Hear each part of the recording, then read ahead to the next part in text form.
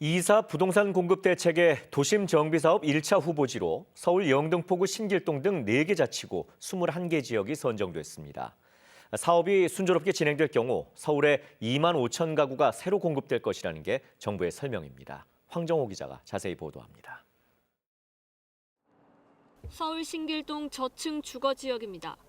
2014년 재개발 구역에서 해제된 뒤 사업이 제대로 진행되지 않았습니다. 이곳을 포함해 서울 역세권과 중공업 지역, 저층 주거단지를 중심으로 도심 정비 사업 1차 후보지가 선정됐습니다.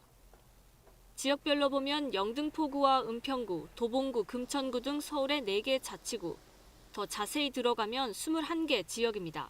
예를 들어 은평구 연신내 역세권이나 금천구 가산디지털단지 역세권의 경우 기존 도시계획으로는 사업성이 낮고 민간 주도 개발이 힘든 곳으로 평가됐습니다. 도봉구 창동 중공업 지역을 보면 도시기반 시설이 부족하고 노후화돼 주민 주도 사업이 어려운 곳이라고 국토부는 내다봤습니다. 오늘 발표된 후보지들은 사흘 중 본격적으로 주민 설명회 등 의견 수렴을 실시하고 토지주에 대한 동의 확보 절차에 착수하여 7월 중에는 예정지구로 지정하겠습니다. 국토부는 사업이 순조롭게 진행될 경우 2만 5천 가구를 서울에 신규 공급할 수 있다고 밝혔습니다.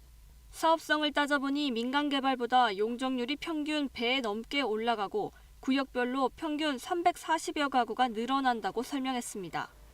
이렇게 사업성이 좋아지기 때문에 LH 등 공공부문이 주도해도 사업 시작에 필요한 주민 동의를 얻을 수 있을 것으로 자신했습니다.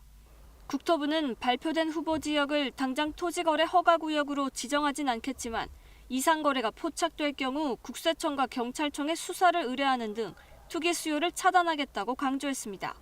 KBS 뉴스 황정호입니다.